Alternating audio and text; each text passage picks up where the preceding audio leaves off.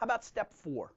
Establish a capability for securely gathering legally admissible evidence to meet the requirement.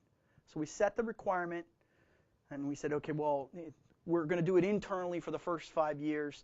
We're not going to try and send anything to court. So it doesn't have to be legally admissible in a criminal court. Maybe it needs to be legally admissible in a civil court, right? And again, the type of evidence that we're collecting is going to be very different. Step 5, establish a policy for secure storage and handling of potential evidence.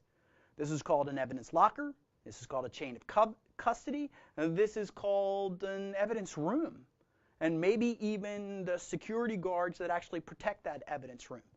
If you've already got in place within your organization, say you've got a security guard at your organization that's there 24/7, you may issue an emergency key to that particular guard, and they are the only one when there's not an evidence collection person there that has the key to get into that room.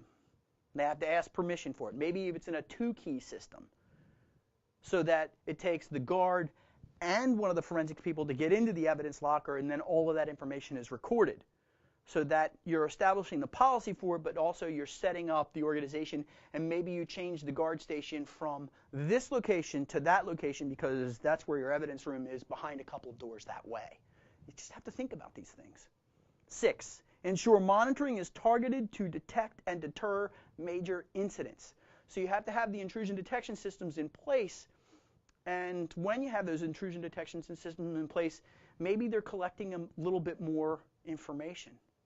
I've seen organizations with large IDS only turn on that IDS when they think that they actually have a problem, and you can adjust that and say, okay, we're going to collect all data, and we're going to stream all that data on our intrusion detection system for, let's say we're going to keep 2 days worth of flow, and then we're going to overwrite as the 2 days goes on, so that we can actually review and say, hey, we've had a major incident here. Well, we've been capturing all that data for the past 2 days on all of our different taps, and we can review it. Now, that'd be a lot of storage space that you'd be using at that point, but what kind of organization do you have? Do you want to prepare for a technical network intrusion detection system and capturing of the evidence, or do you not? So you may tune those tools to actually capture that information. It may be as simple as, okay, we have the intrusion detection systems in place, but we purchase another license for when we decide to turn on intrusion detection for, let's say we have a suspected malware incident already. And normally our intrusion detection is just protecting those high-value targets, those high-value assets of our server room. We could set up our switching environment so that we could say, okay, on that switch, we want to span all the traffic. Well, in other words, we want to mirror all the traffic from that particular host on that particular port.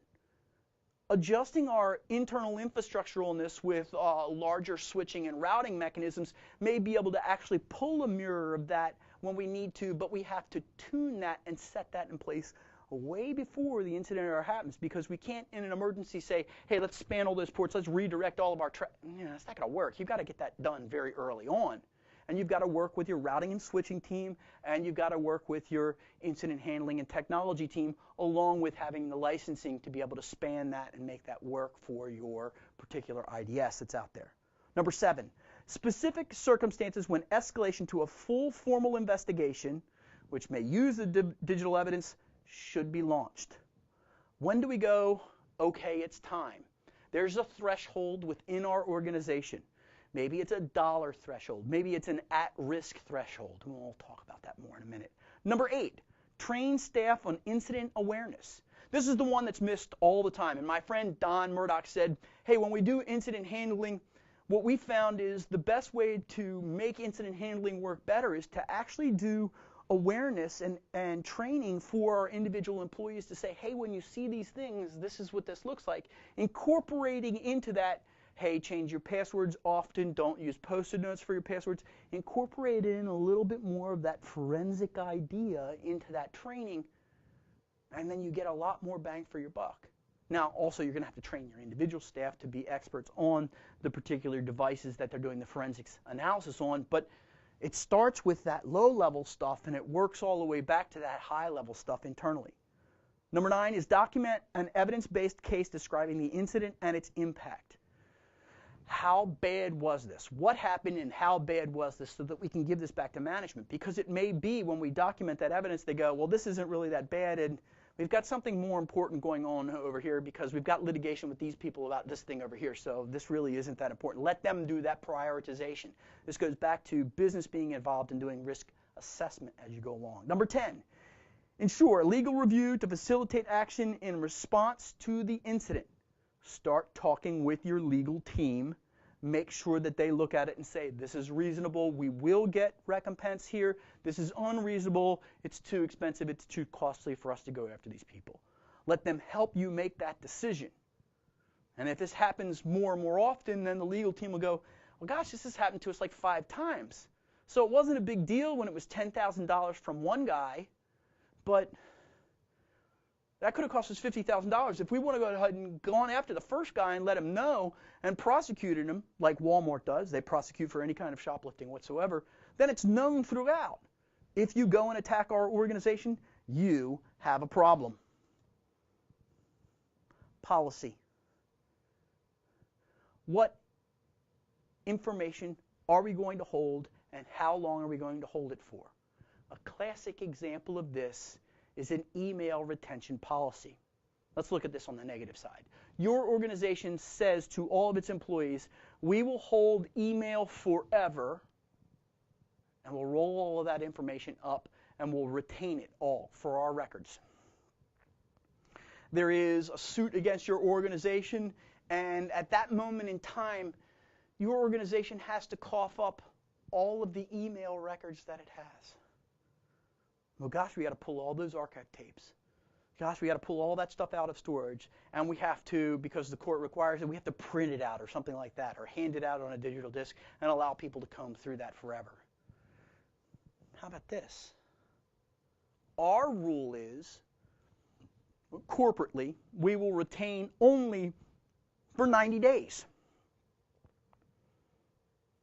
And any information that is relegated to this particular department, let's say there's a requirement for HIPAA or FERPA or PCI that you have to keep for longer than that, that goes in a special bin, and that's actually pulled off as some information that you mirror off to another location. But any communications that are non-PCI or non-HIPAA related will only be retained for 90 days. And in fact, it is destroyed after that. Now, when they go back for the records, when they say, hey, we're going to sue you, we need to go ahead and say this. Well, it says our policy, our retention information for this particular information is limited to 91 days. You can go back that far, but if you're trying to get back years of information, it's only under the regulated data and not on the other data that's out there.